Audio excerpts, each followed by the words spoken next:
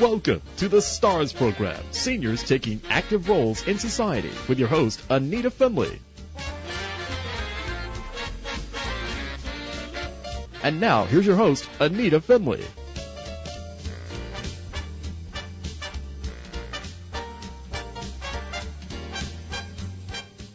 Welcome to our show. I'm ANITA FINLEY, and I'm always happy to talk to very interesting guests, one of whom is Roberta Hladek, who is the co-founder of the Energetic Matrix Church of Consciousness, EMC Square. She's calling in from Las Vegas, Nevada, and she is the person that's running the AIM program. And tell us again what AIM stands for. It stands for All-Inclusive Method, right, which means that you don't have to do anything but send in your paperwork, basically. You don't have to take anything. But you do have to have a picture. Yes, you do. And that's always so funny for me. You know, they now, you see on TV, they have all these advertisements for people who want to know who they are, what they came from, where they came from, and what their genes are saying. How does that affect you? I don't think it really affects us at all. I think my niece, who's been on the program since before she was born, she recently did it just because she wanted to know what her background heritage was. And she thought it would be interesting to find out what nationalities were within her and stuff. And so that's basically what she did it for. And I know there's a lot of reasons that people do it, and a lot of times it's to see if they have predispositions for things, or now they can even test and see from your DNA what kind of foods are making you gain weight, making you not be able to gain weight, all those things. So food allergies and all those things. But you can really tell a lot of these things when people get on AIM, can't you? Well, we used to do a complete evaluation when people came into the office back when we were in private practice. And now it's the time restraints. It takes too long to do that with each participant, and we found it really wasn't necessary. And a lot of times it didn't make people feel good. So, but we could trace and see what your hereditary dispositions are, what frequencies are there, and what they may attribute to in your life. And we could trace it back by you telling us about your heritage. Like, for instance, if you had a frequency that maybe was affecting the respiration and heart, we might ask you, you know, and we may find that it came, say, from your mother's side, and you might say, gosh, my mom was fine, however, my grandfather wasn't. He had heart problems or breathing issues, emphysema, what have you. So that's where we would trace it back. So we could do quite a bit of that. The DNA testing, I think, is a little bit more pinpointed, you know, because we can't tell you what nationality you are. We don't do that. Ours was mostly on physical and emotional issues. Well, I have to just share with our audience that when I told you that Charlie was having a problem, darn if you didn't look at, because he has been on AIM, that you didn't look it up, and you found, without even my telling you anything, you found the same thing. It was amazing. And then you said he was working through it. And he has worked through it. I have to tell it's good. There are a couple of other things have popped up, but it was amazing to me. It's the first time that I think I had that happen with you. Oh, my goodness. That's great news to hear. Right. Because we don't always, a lot of people they may check in with us and say, hey, the doctor says this. Can you tell us if that's what you find? And I don't like to confirm or deny medical diagnosis because I'm not a doctor. So I'm finding frequencies, which is a little different. But sometimes it does happen that they correlate along with the same diagnosis, you might say, that a doctor is giving you or the vet. You did. I'm glad that Charlie's feeling better. He's such a cutie. He is, and he is feeling better. he still has there's a couple of other issues, and I'll talk to you about that another time. But the thing that you picked up on was the most important thing.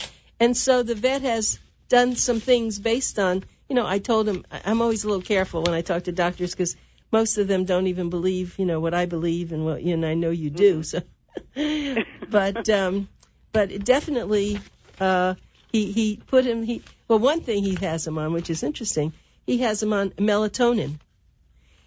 And melatonin has certain properties, apparently, so it's not just for sleeping, for resting, whatever the pituitary gland, whatever causes all that, it has made a difference. And so the melatonin has been, very important. Oh, that's great. Sounds like you got a pretty knowledgeable vet. As a matter of fact, this veterinary clinic is the only one in the United States that has hyperbaric chamber for dogs.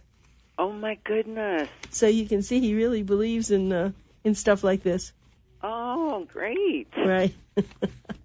Anyway, so that's enough about my little doggy. But getting back to what we started talking about, I don't know of another company anywhere in the United States or, of course, anywhere else that can do what you do with people who, whether they have something serious like Down syndrome or any of the diseases, the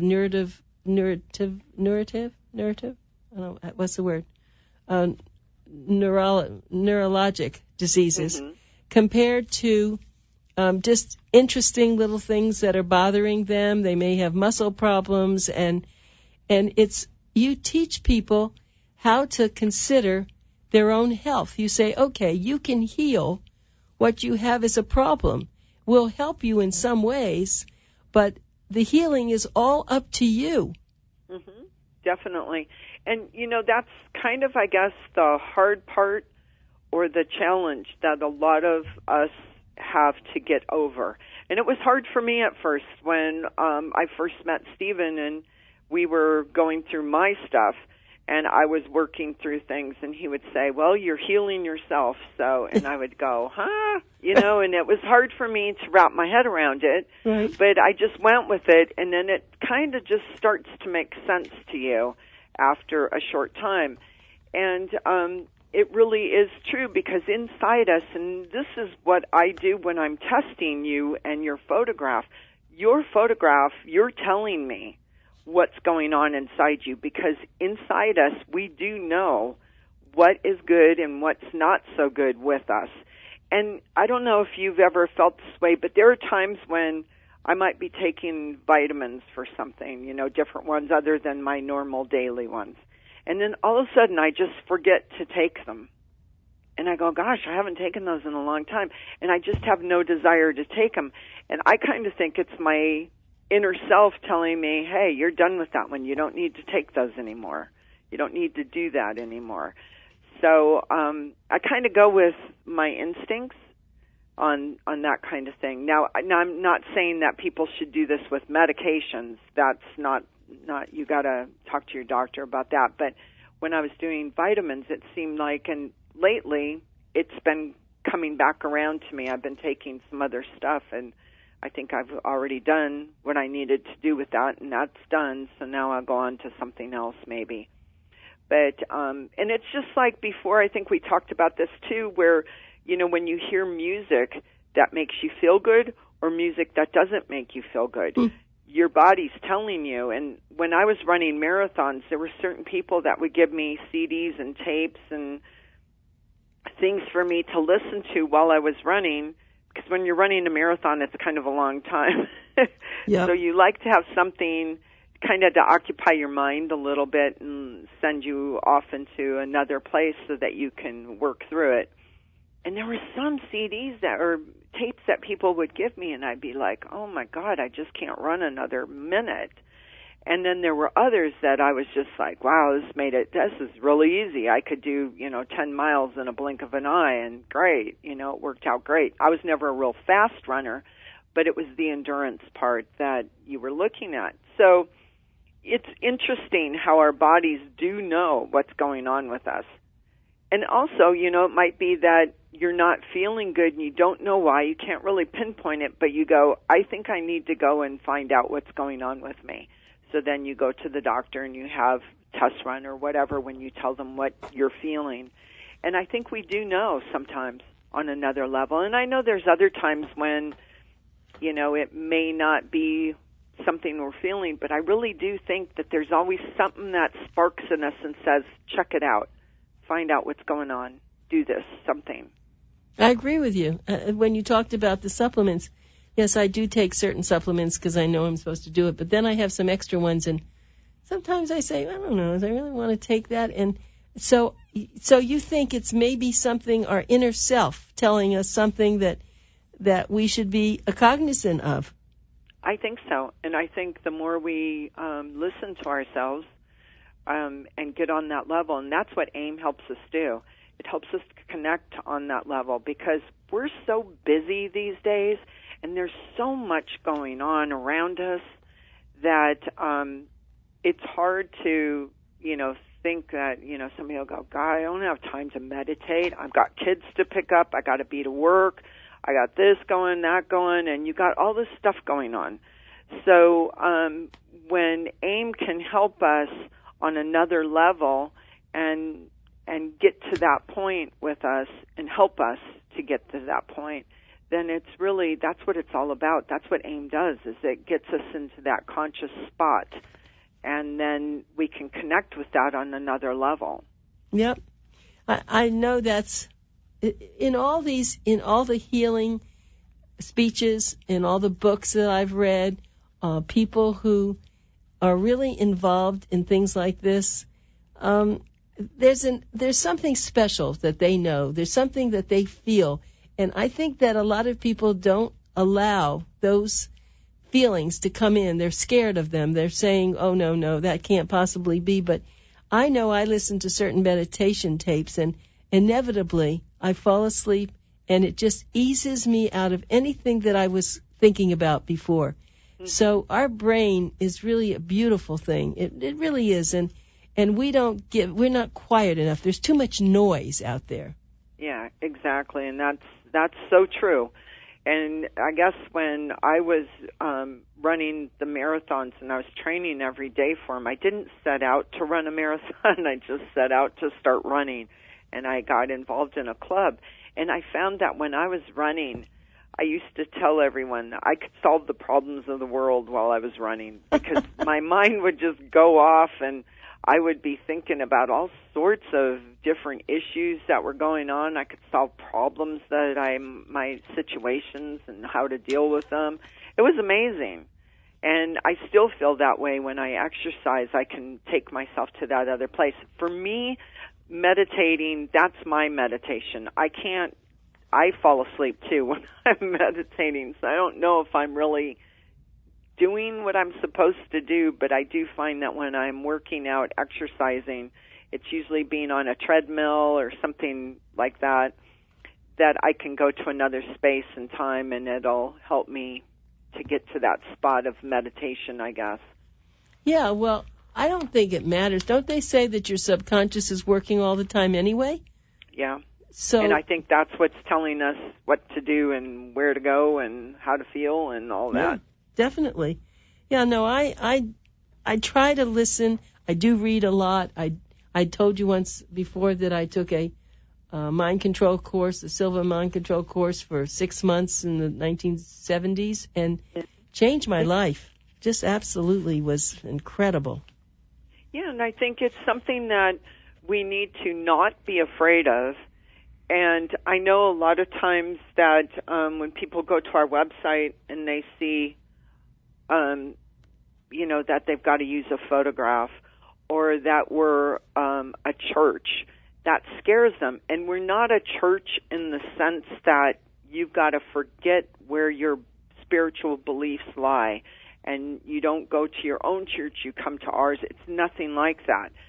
We are all different. I grew up Catholic, and I still practice that.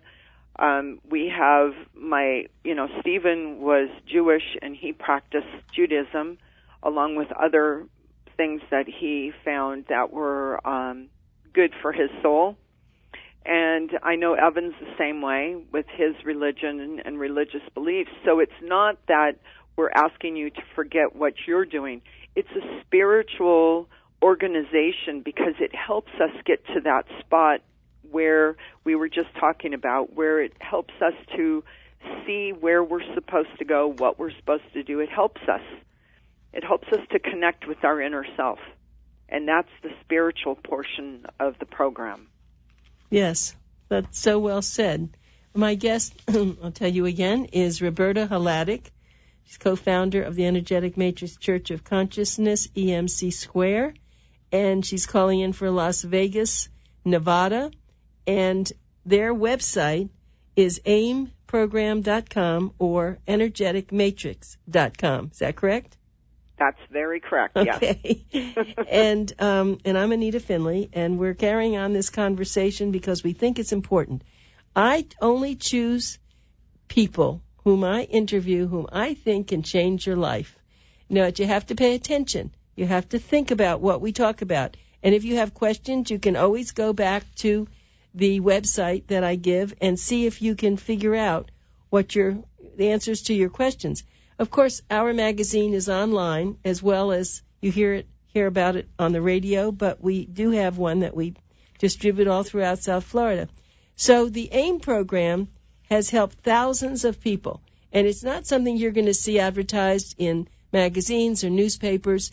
You're lucky if somehow there was a referral that someone told you, listen, you ought to get on this program because it can change your life. And tell us some of the people whose lives have been changed by being on the AIM program. Roberta, please. Well, we do a lot of work with autism, and we have a young lady who is just an incredible girl. She's been on our program for a very long time. Her grandmother had her put on the program, and she started off having challenges with the autism, and she has just blossomed over the years. She's now graduated from college.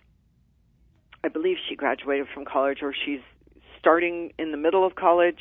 I've kind of sorry about that, but she is just done incredible.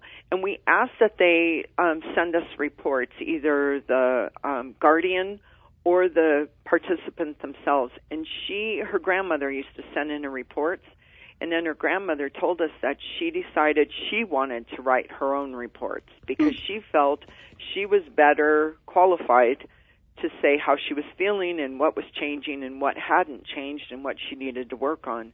And she's just an incredible girl. She's just excelled leaps and bounds. And she says that she wouldn't have gotten to the point she is without the AIM program helping her to get over some of her challenges. So that's one. And we also have so many animals. I've now got a group of horse lovers up in Washington. There's a couple of horses that have had some challenges, and one of our participants told them about AIM, so they've got their horses on.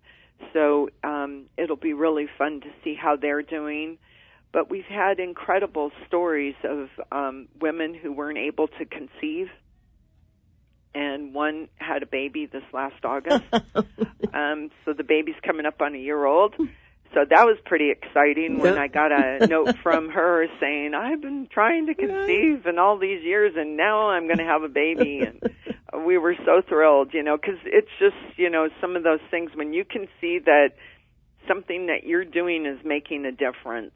That's what it's all about, making a difference in someone else's life. It really makes you feel good. So those things, and we've just had all walks of life. We have one woman who's in her late 80s, and she can still do the splits, and she does yoga every day, and she sends us pictures. I mean, she's incredible. And so, it's just we have from very young people all the way to older people, and anything in between. We have famous people, and we have the normal people like you and I every day. So, it just it's really incredible, really is.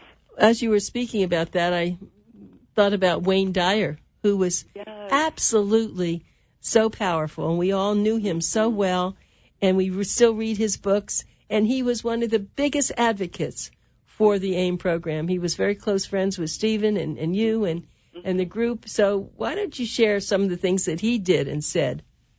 Wayne was incredible. And when we met Wayne, it was he would just thought this was just awesome, and he had his whole family put on the program like right away. He was just enamored with it. And then he was speaking in Australia, and he called us and he said, hey, have you guys ever thought of doing anything for autism? And at that time, we had not. And so we decided to give him, we made it a scholarship fund. So we said, hey, if there's someone that you meet along the way that could use our program with autism, we'll give them a complimentary program. So that's when we started the autism program. So that's because of Wayne Dyer. And he used to send us participants and say, this person really needs the program, and they would excel on it. He was just an incredible man, and he's so missed. We still read his books here. We still put up some of his little anecdotes and things, and so he was pretty amazing too. And Linda Gray, I don't know if you remember Dallas, the show Dallas. Yes. Well, Linda is on our program, and she's a very, very good friend of mine, and she was a very good friend of Stephen's as well. And I talk to her all the time, and she's still on AIM and wouldn't go off it for anything. And she's written a book, and now she's just working constantly. And so and she looks amazing. And she says that it has to do with being on AIM. So, and, we have others, too. We have a lot of musicians. We have a rapper, Rakim, and he's an incredible young man, too. And he comes to Las Vegas periodically, and he always comes in to visit and check out the trays again. And he's got his whole family on the program as well as his extended family. He has his aunts and uncles and cousins, and, he just is incredible. His son came into the program with seizures, and he was able to get past the seizures. He's now graduated from college, and he's working and not had a problem since. Wow. That's so great. That really is, it really is what I've been talking about. And people ask me, too, how do you have so much energy, and how come you're never sick? And I said, you ever heard of the AIM program? Why don't you look it up and get on it? Absolutely. And now we're putting up, we have participants that have been on the program for a long period of time, and I've got a new one that's going to be going up. A friend of mine that I've known for many years through this organization. I met him through Stephen years ago when I first met Stephen, and he's been on AIM been involved in this for 32 years. My goodness. And so he's got his testimonial. So we'll be putting that up. We feature a new testimonial, hopefully monthly. And then also in our newsletter, we put a featured testimonial of someone that's got some words of wisdom about AIM. But he used to say, people would say, don't hug me, I'm sick. And he said, I'll hug you, maybe you'll catch my wellness. I never heard that before. Yeah, he's really funny. And his wife had him take the kids off AIM for a while when they were younger, and he couldn't understand why. And she said, I don't want them to think that they can go out and just do all sorts of crazy things like smoke cigarettes and drink and everything, and AIM just take care of it. So she wanted them to, to not take advantage of it, I guess. Now they're all on AIM, and they're married now. I can't believe it. And they're having children of their own who are on AIM. So he's an incredible man. You'll hear about him. His name is Richie Carew. So he'll be on our testimonials next, I think this week's newsletter, and then he'll be up on our website shortly. Well, that's good. So I have to go back and look at your website. Does your website continue to change? Yeah, I try to freshen it up from time to time. So when our web person, sometimes they're a little bit slow at getting things put up, and it takes them a while to do things. So we change it from time to time, yeah, for a fresh look and, just different things, whatever's coming up and about. Do you ever put your one up on YouTube? Do you ever put these conversations on YouTube, on your website? We do sometimes put things up on YouTube. Yes, definitely. Good. I hope so. And we always reference our interviews. We always have those on our website as well, and also in our newsletter, because there's a lot of our participants that aren't able to hear it live. Right. So then they can then go in and listen to it later on and hear what you have to say. And a lot of them have asked me about Boomer Times. They want to subscribe, so I tell them how to do that. Thank you. So, That's very nice of you. Yeah, we do get subscriptions from sometimes weird places all over it. So, but yeah, we're happy that people like that. Well, it's always just so interesting to talk to Roberta Hladek, because she's doing something that's rare. People don't do this very often. And so, Roberta, I'm so happy to have talked to you this time, and I know that you're going to have a great month, and there's lots of good things happening this month, and we're going to look forward to talking to you again. Absolutely. Thank you so much, and it was a pleasure talking to you, too. Always my pleasure, Roberta. Goodbye. Bye-bye.